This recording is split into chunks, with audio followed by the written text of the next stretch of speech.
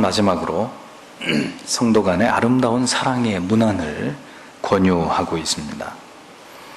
지금처럼 왕래가 자유롭고 또 이동할 수 있는 교통수단이 발달된 그런 시대가 아니었기 때문에 사도는 그의 서신 여러 곳에서 성도 간의 사랑의 문안, 이것을 매우 중시하고 있는 것을 발견하게 됩니다. 연락을 하면 계속 하게 되지만 연락을 끊어버리면 죽을 때까지 연락을 하지 않을 수도 있는 거잖아요. 성도와 성도는 그런 관계가 돼서는 안 되고 끊임없이 문안하고 인사하는 그런 사이여야 된다는 이 그리스도 안에서 수평적 관계의 중요성을 바울이 마지막으로 강조하고 있습니다. 21절에 보니까 그리스도 예수 안에 있는 성도에게 각각 문안하라. 나와 함께는 형제들이 너희에게 문안하고 이렇게 기록하고 있죠. 여기서 문안하라, 아스파사스데라는 말은 너희는 인사하라 이런 의미입니다. 바울이 지금 인사하라고 명령하고 있는 대상은 바로 성도들입니다. 여러분들이 알고 지내는 가까운 지인들이 아니고 바울이 반드시 인사해라, 문안해라 라고 가리키고 있는 대상은 성도들입니다. 그 성도의 범위가 빌립보 교회와 그리고 바울과 함께 동역하고 있는 동역자들과 나아가서 22절에 모든 성도들, 이렇게 광역에 모든 흩어져 있는 성도들 전체를 의미하고 있는 것을 보게 됩니다. 모든 성도들과 더불어서 문안해야 된다. 예수 안에 있는 성도 간에 그리고 교회 간에 다시 말씀드리지만 이 수평적인 관계, 수평적인 교제는 매우 중요한 것입니다. 하나님과의 수직적인 관계가 올바르다고 하는 것은 무엇을 통해 나타나느냐? 수평적인 관계가 얼마나 그리스도의 사랑 안에서 유기적으로 잘 이루어지느냐를 통해서 증명되는 것입니다. 수직적인 관계가 잘못되어 있으면 반드시 수평적인 관계에 있어서도 단락과 단절이 일어나게 되어 있는 거예요. 그래서 사도신경에서 이 부분에 관해서 우리의 신앙을 고백하고 있죠. 뭐라고요? 성도가 서로 교통하는 것과, 주기도문에서는 오늘날 우리가 우리에게 죄 지은 자를 사하여 준 것 같이 우리의 죄를 사하여 주옵시고, 수평적 관계의 중요성들은 사도신경과 주기도문 모두에서 나타나고 있는 신자에게 있어서 너무나 중요한 부분이다라는 겁니다. 그리스도 안에 있는 자들, 성도는 결코 서로 간에 있어서 어떤 막힘이나 반목이나 이 대립이 있어서는 안 되는 자들이라는 거예요. 우리가 예수 안에 있는 자가 틀림이 없다면 예수 안에서 우리는 언제든지 서로에게 문안할 수 있고 깊은 애정과 관심으로 서로를 돌아보는 자이어야 한다는 것입니다. 여러분, 인사를 한다는 것은요, 그렇게 간단한 문제가 아닙니다. 그럼 인사하는 거 어려울까? 어렵습니다. 인사를 한다는 것은 중요한 의미를 내포합니다. 우리가 어떤 사람과 반갑게 인사하죠? 어떤 사람하고요? 내 마음에 드는 사람, 내가 좋아하는 사람. 그런 사람은 벌써 딱 보면 우리가 웃으면서 달려가서 끌어안든지 반갑다고 인사를 하고 끌어안고 악수를 하고 그렇습니다. 좋아하는 사람이니까요. 전혀 어색하거나 어렵지 않습니다. 그럼 반대로 누구와 인사는커녕 눈도 마주치지 않으려고 하죠? 싫어하는 사람, 미운 사람, 나하고 안 맞는다고 생각하는 사람. 설교가 끝나면 그날따라 길거나 혹은 따가운 말씀이거나 설교가 끝나면 목사하고 인사는커녕 눈도 안 마주치려고 하는 성도님들이 계세요. 참 마음이 아픕니다. 그러므로 인사를 한다는 것은 사랑, 용서, 용납 이런 것들을 다 포함하고 있는 거예요. 그게 포함이 되니까 눈을 쳐다보면서 인사가 되는 거죠. 싸워도 인사를 하는 사이가 성도입니다. 내가 미안합니다. 내 잘못입니다. 나를 용서해 주세요. 다시 우리 사랑하면서 이전처럼 그리스도 안에서 친하게 지냅시다. 그런 사람들이 성도예요. 그런데 성도님들 가운데 이런 분들 계세요. 이런 얘기를 무슨 자랑이라고 말씀하시는데 내 눈에 한번 아웃된 사람, 난 죽을 때까지 그 인생 안 본다. 에? 내가 한번 아니라고 한 사람, 나는 죽을 때까지 그 사람 안 보고 산다. 여러분, 그게 자랑이에요? 그게 성도가 할 소리입니까? 그래서 나중에 하나님 앞에 가서 하나님 앞에 갈 수 있을지도 모르겠지만 뭐라고 얘기하시려고요? 그런 마음을 가진 분은 성도가 아니에요. 나를 봐야죠. 나를 봐야 돼요. 우리는 주 안에서 인사하고 무난하는 성도라는 것을 잊어버리면 안 돼요. 너는 너, 나는 나, 안 보면 그만이야. 여러분들이 유사 그리스도인이 되시려면 그렇게 사세요. 자, 오늘 우리의 현실을 보십시오. 사도 바울은 성도들 간에 무난해라, 이렇게 간곡하게 부탁을 하고 있는데 오늘 우리의 현실을 보자 이겁니다. 진리에서 떠나고 교리가 무너진 작금의 상황에서 이 수직의 관계가 붕괴돼 버리니까 어떻게 돼요? 수직의 관계가 무너졌는데 수평의 관계가 좋을 리가 있을까요?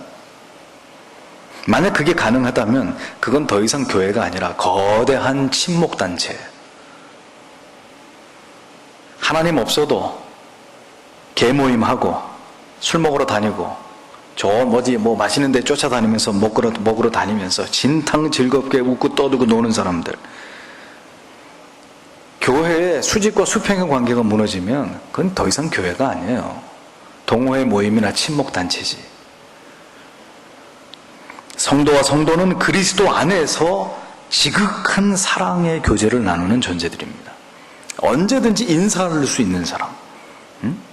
어린 아이를 보고도 아무개야, 아이고 많이 컸구나, 한 주간 동안도 잘 지냈니? 권사님 안녕하셨어요? 주일학교 학생이 쫓아와서 자기 할머니 얘기하듯이. 그런 사이가 성도입니다.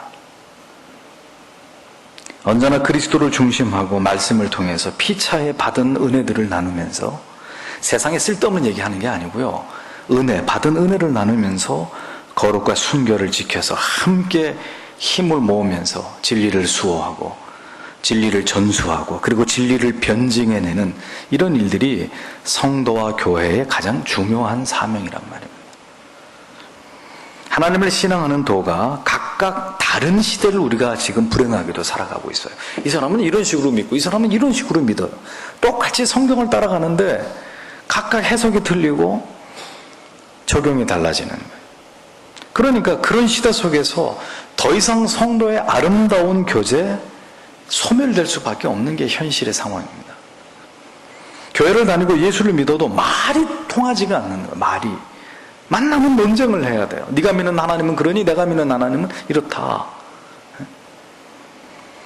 한 교회를 다니다가도 교회가 신학적으로 변질되고 목회자가 타락하게 되니까 교회를, 성도들이 정들었던 교회, 오랜 시간 동안 섬겼던 교회를 아픔과 상처를 안고 떠나야만 되는 이런 시대가 되어버렸습니다. 그게 아니면 바른 진리가 증거되는데 듣기 싫다고, 그따위 소리 듣기 싫다고 또 문을 박차고 진리가 선포되는 교회를 떠나버리는, 이렇게 성도가 등을 져야만 하는 이런 슬픈 시대에 이 우리 교회는, 우리 성도들은 존재하고 있는 거예요. 참 기가 막힐 일입니다. 주님이 만약에 이 시대에 오신다 그러면 우리 보고 뭐라고 말씀하실까?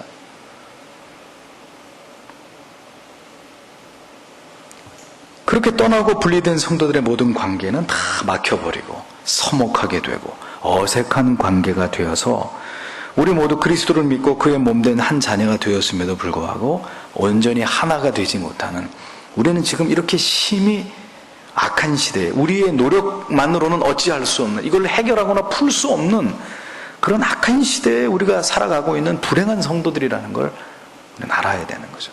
성경은 무난하라, 인사하라 했지만 지금 방금 제가 열거한 이런 상황이라면 그게 쉽게 되냔 말이에요.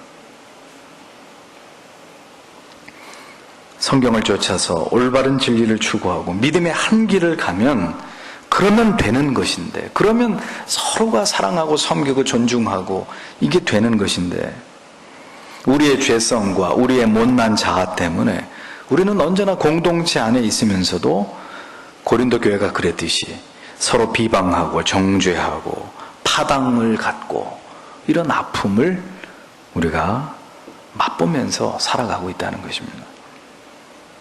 인사를 할 수 있는 사이, 서로 무난할 수 있는 사이, 어디에 있든 무엇을 하든 언제든 우리가 그리스도 안에 있다는 이유만으로 반갑고 기쁘게 무난할 수 있는 그런 사이가 성도의 관계이고, 그런 자들이 모인 곳이 교회이어야 됨에도 불구하고 우리의 현실은 서로 간에 높은 담이 가로막혀 있는 것을 부인하기 어렵다는 겁니다.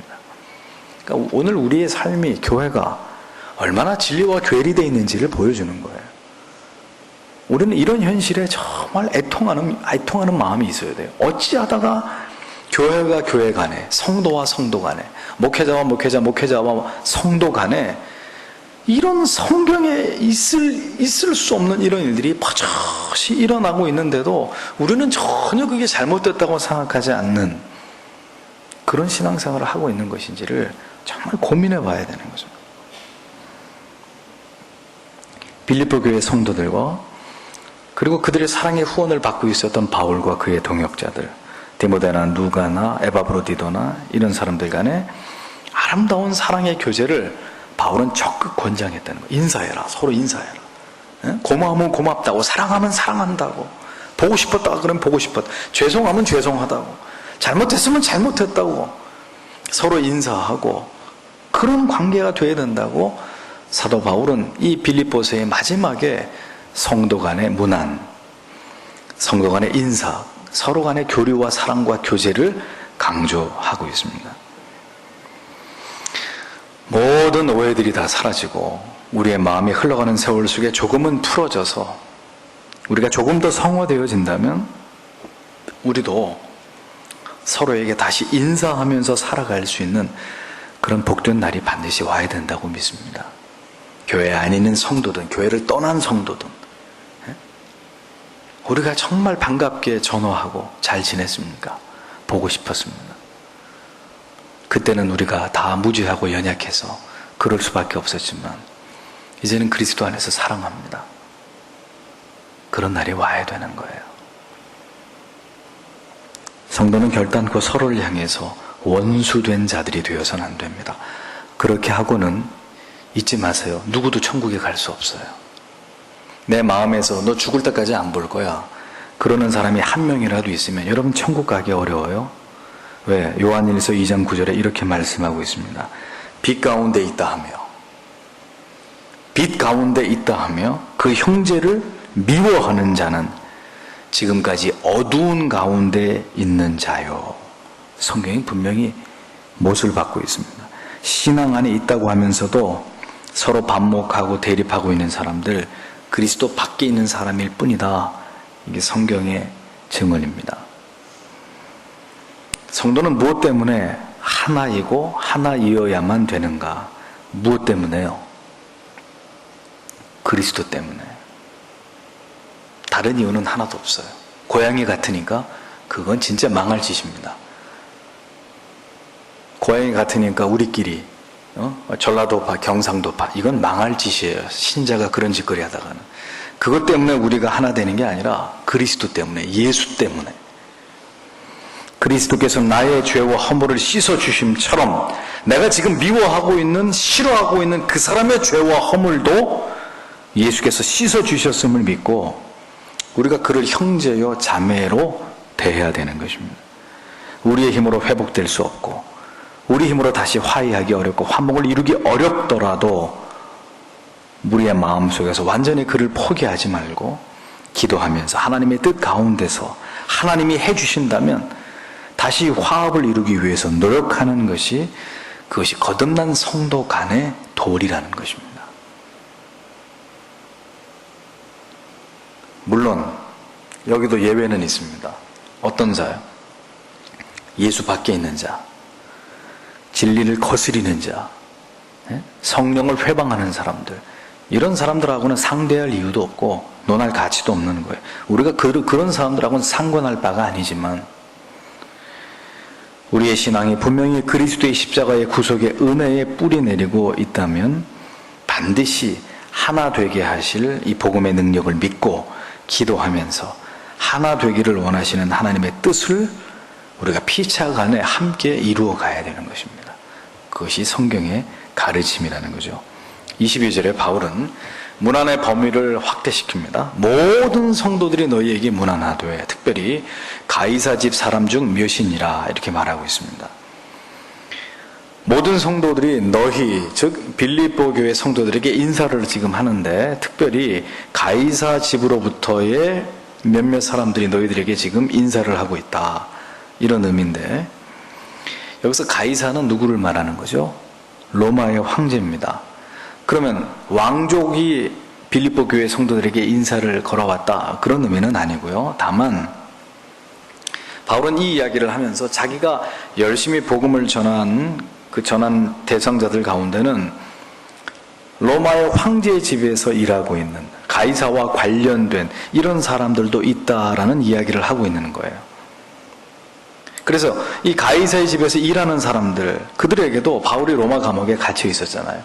열심히 그들에게도 복음을 전했거든요. 그러니까 가이사의 집에 있는 사람들 가운데서도 개종자가 있다는 거예요. 성도가 있다는 거예요. 그들이 지금 너희에게 문안을 하고 있다는 거죠. 자, 이 얘기를 지금 왜 하고 있는 것일까요? 가이사 집의 사람들 중에서도 성도가 있다. 빌립보 교회의 성도들이 가이사가 어떤 놈이야? 기독교인들을 핍박하고 박해하는 로마의 황제 아니에요? 그러면 가이사의 집에 무슨 놈의 선한 것이 있겠느냐? 가이사의 집에 거기 가이사의 집과 우리가 무슨 상관이 있겠느냐? 혹 우리가 가이사라는 이름만을 보고 우리가 편견을 가질 수 있다는 거죠. 가이사의 집에 있는 사람하고 우리는 절대로 볼 일이 없는 사람이야. 그건 너희 생각이고 그리스도의 위대한 복음이 가이사 황제의 집에 있는 사람들에게까지 나를 통해 전해져서 그들도 지금 너희에게 인사를 하고 있다. 그러니 빌립보 성도들이요, 가이사의 집에 있다는 이유만으로, 그가 이방인이라는 이유만으로, 그가 로마인이라는 이유만으로 저들은 우리하고 절대로 형제가 될 수 없어. 이런 생각을 버리라는 거죠. 그건 너의 편견이라는 겁니다. 그들도 지금 너희에게 인사를 하고 있다. 그리스도의 교제권이 우리의 어떤 그 한계를, 우리가 규정하고 있는 그 틀을 넘어서야 될 것을 의미하는 거예요. 이 사람들은 성도가 될 만한 사람들, 저 사람들은 절대로 성도가 될 수 없는 사람들, 이 사람들은 내가 교제권 안에 둘 만한 사람들, 이런 사람들은 내 교제권 해당되지 않는 사람들, 제한하지 말라는 거죠. 참으로 이런 아름다움이 필요합니다. 한 마을과 도시와 국가 안에 있는 교회와 교회가, 성도가 성도끼리 이런 강한 유대와 사랑과 서로 이렇게 교류하는 문화가 있어야 마땅함에도 불구하고 앞에서 말씀드린 대로 지금 이 시대는 신자 간의 대화나 교제가 심히 어려움을 느끼고 있는 그런 시대가 되어버렸어요. 신학이 다르고 성도라 해도 삶의 내용이 다르고, 어떤 성도는 술을 퍼먹고 어떤 성도는 절대로 술을 마시지 않으니 대화가 통할 리가 없죠. 성도의 삶의 내용이 다르고 추구하는 가치가 달라. 어떤 사람은 예수 믿고 복 받아야 된다, 복 하는 성도하고 오직 하나님께 영광을 하는 성도하고 대화가 되겠어요? 그러니 성도가 모이고 목회자들이 모였는데도 서로 논쟁하게 되는 거예요. 시비를 가리는 일들이 생기는 거예요. 그러니 정말 우리는 다시 말하지만 가슴 아픈 시대를 살고 있는 거예요. 타락하는 대형교회들의 문제점들을 이야기하지 않을 수 없고, 목회자들의 부패를 진리의 말씀으로 비판하지 않을 수 없고, 그런데 비판을 가하면 가할수록 교회를 통해서 받으셔야 될 하나님의 영광은 더 실추되기 마련이고, 참으로 사도 바울이 말하고 있는 모든 교회들의 영적인 교류, 성도 간의 교제, 이제는 참으로 요원한 일이 되고 말았다 이거죠. 이제 거의 불가능한 그런 시대로 가고 있다는 겁니다.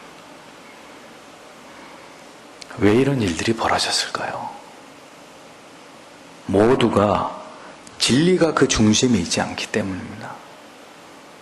그리스도가 그 중심에 있지 않고 결국 성경에서 떠났기 때문에, 성경에서 교회가 이탈했기 때문에 이런 총체적인 분리와 분열과 혼돈을 만들어낸 거예요.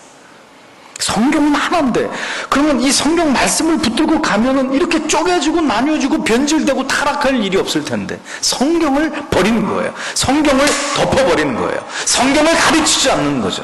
성경에 대해서 관심이 없는 거예요. 아버지 학교, 어머니 학교, 그 말라 죽을 아버지 어머니 학교는 관심이 있어도 성경에 대해서는 관심이 없는 거예요.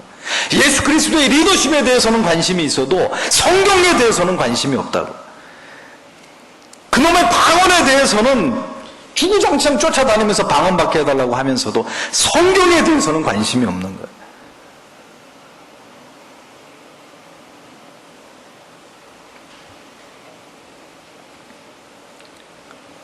그러니 분열될 수밖에 없죠.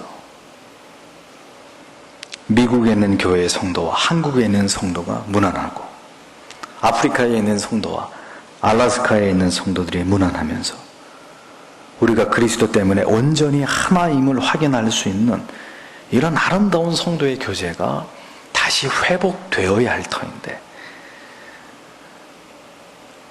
우린 정말 이것을 위해서 기도해야 합니다. 우리 교회도 속히 다른 지역이나 다른 나라에 있는 교회와 성도들과 교류하고 그곳에 교회를 세워주고, 그래서 그곳에 있는 성도들과, 이제는 방송 장비가 좋잖아요.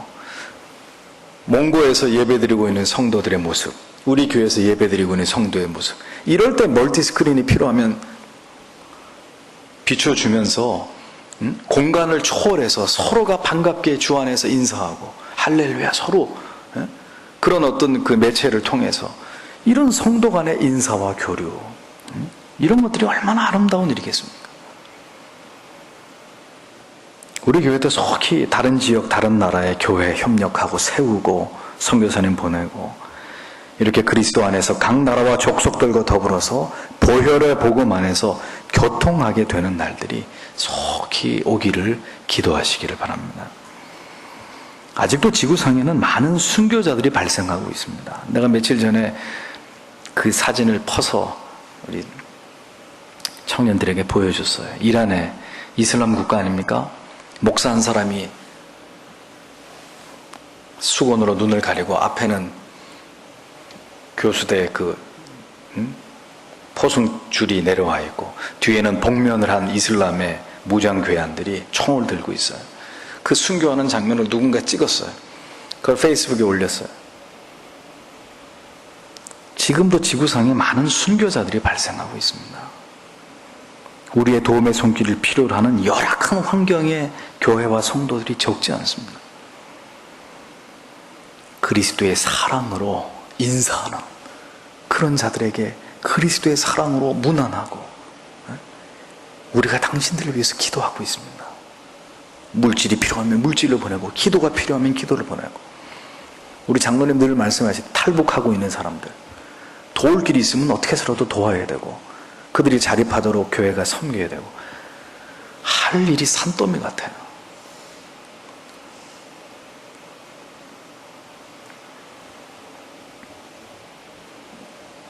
성도라는 이유 하나만으로 바른 진리를 추구하고, 이 시대 속에서 그 진리를 함께 수호하고 있다는 한 가지 이유만으로 우리는 하나일 수 있고, 예수의 보혈로 동맹을 맺은 관계가 될 수도 있는 것입니다. 그렇게 되어야 되는 것이죠. 이제는 어느 교회에서 왔다 그러면 눈을 부라리고 봐야 되는 거예요. 이 신천지가 아닌가. 참 이런 서글픈 교회 낯선 사람이 오면 우리가 반가워가지고 아이고 참 반갑습니다 형제님 자매 이래야 되는데, 뭐야 저 사람 어디서 온 사람이야, 정체가 뭐야. 폴 워셔 목사님이, 폴 워셔가 누군지 궁금하시면 유튜브에 들어가셔서 폴 워셔라고 치시면 그분의 설교 동영상이 쫙 떠요. 폴 워셔 목사님이 제주도에 선교사님들을 불러 모아가지고 다시 교리적인 훈련을 시키는 신학센터를 세우려고 합니다. 그래서 이 폴 워셔 목사님이 관장하고 있는 그 선교단체에서 세계에 있는 선교사들을 불러 모아가지고 마지막 때에 다시 선교사님들을 교리적으로 다시 바르게 훈련해서 선교주로 돌아가서 개혁 신학을 퍼뜨리고 전수하고자 하는 이 비전을 가지고 있다는 얘기를 들었습니다. 근데 그 일을 누구하고 하고 싶어 하느냐? 이 목사와 교류하고 있는 그 단체의 목사님들하고. 한국교회 목사가 없어요? 한국교회 큰 교회가 그거 한다 그러면 돈 수십억 내놓을 교회가 없겠습니까? 다 필요 없고, 이 개혁교회를 바르게 세우려고 하는 소수의 목사들, 당신들하고 이거 하고 싶다고 제안이 들어왔어요. 이번에 8월 달에 세미나로 오시는데 만나기로 했습니다. 저는 기대가 됩니다. 하나님께서 이 작은 회원교회를 어떻게 사용하실지. 제주도는 무비자 지역이거든요. 그래서 외국인들이 자유스럽게 들어올 수 있어요. 그래서 그 사람들 다시 하나님 말씀으로, 교리로, 선교사들이 선교에 대해서 온갖 우스갯짓거리를 하고 있으니까 이 폴 워셔 목사님이 속에서 불이 나는 거예요. 도대체 뭘 가르치고 있고 어떻게 교회를 세우고 있는지 데리고 와서 다시 재무장하겠다는 거예요. 너무 귀한 일이죠. 저는 불과 몇 달 전까지 폴 워셔 목사님은 유튜브에서 동영상 설교로만 알았지 그분 만날 일이 없었거든요. 근데 하나님이 또 그렇게 연결을 시켜주세요. 근데 답이 없어요. 우리도 뭘 해야 되는데, 하긴 해야 되는데 기도만 하는 거예요. 저는 하나님이 어떤 일을 행하실지, 하나님이 우리를 통해 뭘 원하시는지 두려운 마음으로 기대합니다. 그리고 기도합니다. 하나님 써주세요. 우리 교회를 써주시고 우리 교회 성도들을 써주십시오. 마지막 때 하나님 나 이런 일 하다가 주님 앞에 왔습니다 하고 떳떳이 그분 앞에서 말할 수 있도록 모든 성도들과 함께 문안하는 교회.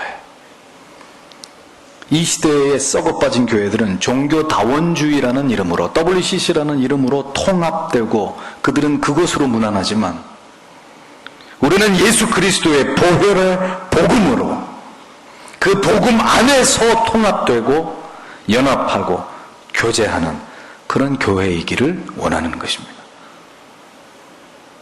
이것이 우리가 붙들어야 될 간절한 기도의 제목입니다. 사도 바울은 마지막으로 언제나 그러하듯이 이러한 말로 빌립보 교회 성도들에게 축도를 하고 있습니다. 23절에 주 예수 그리스도의 은혜가 너희 심령에 있을지어다 라고 기록합니다. 빌립보서 1장 2절을 보십시오. 빌립보서 1장 2절 하반부에 보면 주 예수 그리스도에게로서 은혜와 평강이 너희에게 있을지어다 라고 시작하고 있습니다. 그러니까 빌립보서 처음에도 그리스도의 은혜, 가장 마지막에도 그리스도의 은혜. 사도 바울은 그리스도의 은혜로 시작해서 그리스도의 은혜로 이 서간문을 끝마치고 있습니다. 이것은 뭘 보여주는 것일까요? 교회와 성도는 모두 다 그리스도의 은혜가 없이는 절대로 존재하거나 존립할 수 없는 존재라는 것을 의미하는 것입니다.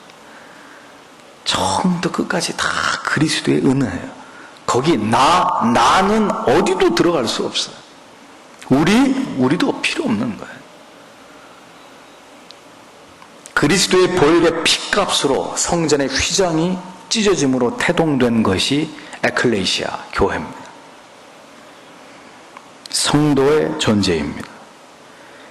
그리스도의 은혜가 교회와 성도의 영혼 안에서 가장 강렬하게 빛을 발할 때 교회의 거룩성과 성도의 영적인 순결이 지켜질 수 있는 거예요. 그리스도의 은혜가 교회를 장악할 때 그 교회는 살아있는 교회가 되는 거예요. 그 성도들은 살아있는, 깨어있는, 거룩하고 순전한 하나님의 사람들이 될 수 있는 거예요. 그리스도의 은혜 안에 있을 때.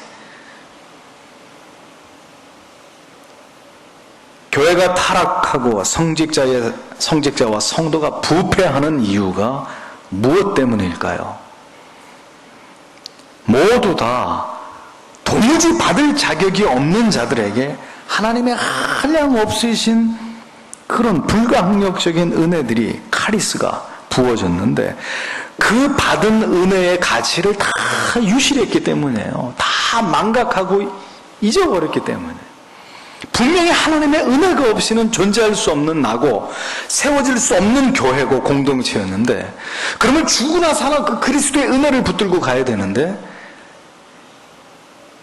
교회가 이제 점점 커지고 먹고 살만하고 어려운 게 없어지니까 그 솔라 그라티아, 오직 은혜, 이 은혜 교리의 위대성을 점점 교회가 망각하는, 잊어버리는,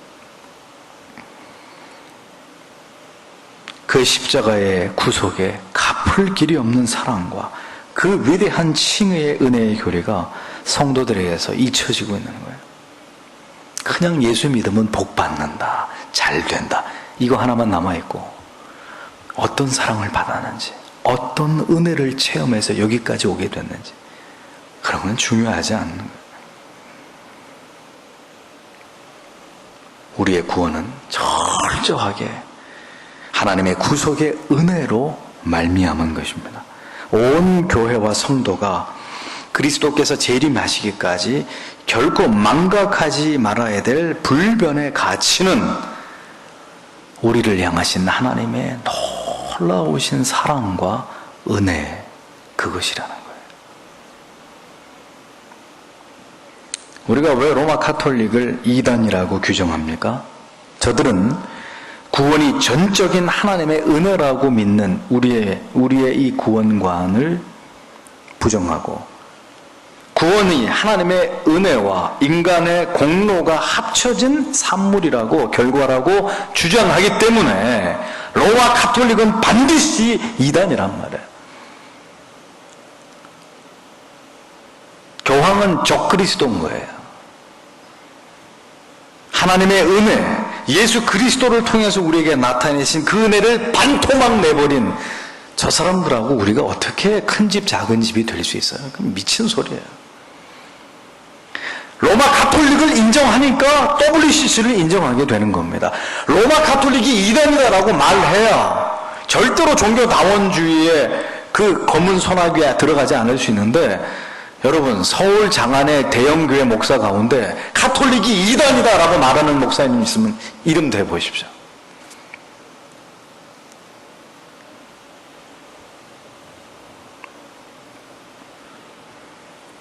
주 예수 그리스도의 은혜의 교리를 더럽히는 자들과 우리가 어떻게 하나가 될 수 있습니까?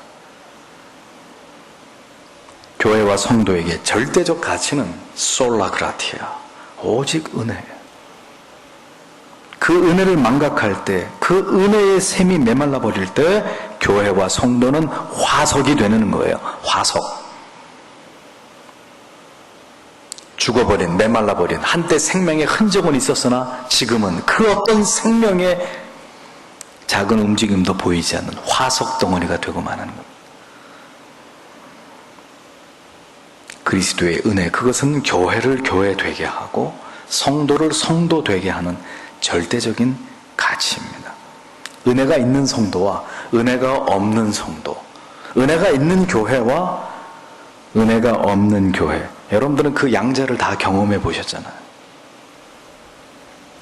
그러면 이제 사도가 왜 빌립보 교회 성도들과 뿐만 아니라 그가 세운 모든 초대교회들을 향해서 그토록 그가 그리스도의 은혜가 넘치기를 축도했는지를 정확하게 이해하실 것입니다.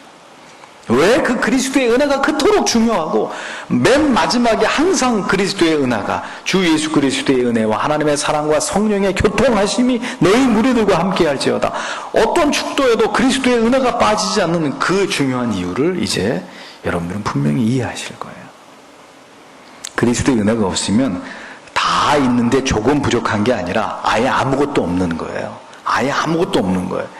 어떤 신자가 있는데 돈도 있고 명예도 있고 건강하고 잘생기고 다 있는데 하나가 없어요. 하나만 없어요. 예?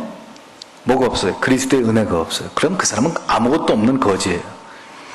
건강도 없고 돈도 없고 명예도 없고 권력도 없고 집도 없고 차도 없고 아무것도 없는데 그 사람에게 늘 하나님의 넘치는 은혜가 부어져요. 이 사람은 다 가진 사람이에요. 세상을 다 가진 사람이에요. 믿으십니까? 예, 동의 못 하시죠? 그럴 줄 알았습니다.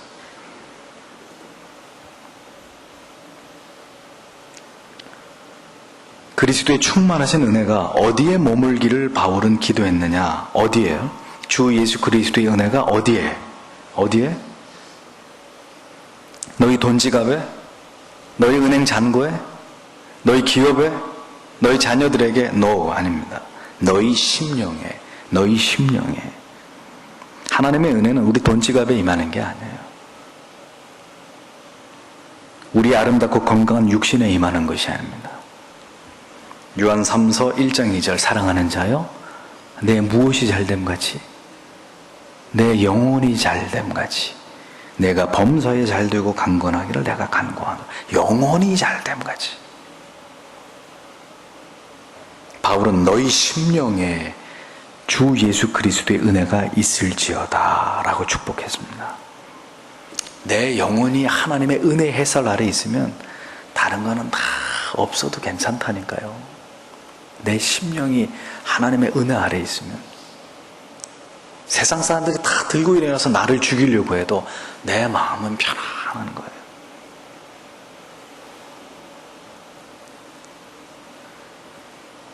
너희 가정도 너희 기업도 아니에요. 너의 영혼이, 너의 심령이 언제나 그리스도께서 부어주시는 은혜로 가득하기를 원한다. 사도가 줄 수 있는 최고의 축복이에요. 사도가 기도해 줄 수 있는, 사도가 주는 게 아니죠. 하나님이 주시는 거. 사도가 구해 줄 수 있는. 사랑하는 성도 여러분, 여러분들의 심령에 그리스도의 은혜가 충만하십니까? 모든 문제는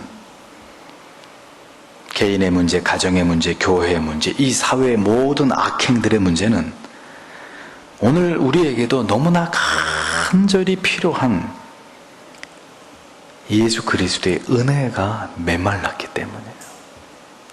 답은 거기 있는 거예요. 은혜가 없어서 그래요. 은혜가. 우리에게 절박한 것은 바로 하나님께서 이 땅을 바라보시면서 이 시대를 바라보시면서 다시 한번 우리에게 은혜를 주셔서 우리의 메마른 심령이 각성되는 것, 그것이 우리의 최후의 기도의 제목이에요. 그거를 능가하는 우리에게 더 급한 제목은, 기도의 제목은 없어요. 없어. 1907년도 평양 장대현 교회에 부어졌던 그 부흥의 역사를, 그 놀라우신 하나님의 폭포수 같은 은혜를 다시 한번 한국 교회가 흠뻑 그 은혜의 소나기를 체험하는 것 이외에 이 민족이 살 길은 없습니다. 없어요. 분명히 말씀드리는데 없습니다. 우리를 불쌍히 여기시는 은혜, 한국 교회 끝자락에서 그래도 진리의 말씀 지켜보겠노라고 거짓 복음, 온갖 이단적인 폐해로 성도들을 유린하고 기만하는 이런 시대에 하나님, 우리 교회에 은혜가 있기를 원합니다 라고 기도해야 되고, 그리고 그런 교회들도, 그렇게 망가져 가고 있는 교회에도 주님의 은혜가 필요합니다. 주님의 은혜가 부어지기만 하면 하나님 다시 살아날 수 있잖아요. 인간의 눈으로 볼 때는 어떠한 희망도 보이지 않지만 주님의 은혜가 임하면 한편 강도도 오늘 내가 나와 함께 낙원에 있으리라.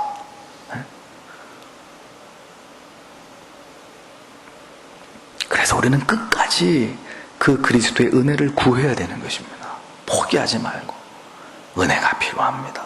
주님의 은혜가 필요합니다. 우리 교회에도, 저 이웃 교회에도,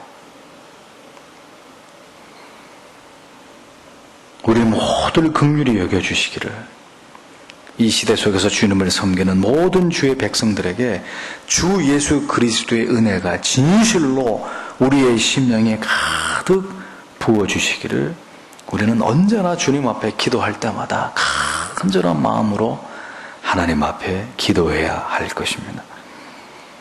잊지 마십시오. 어떤 시대를 막론하고 하나님의 은혜만이 살 길입니다. 우리가 회복될 수 있는 유일한 길입니다.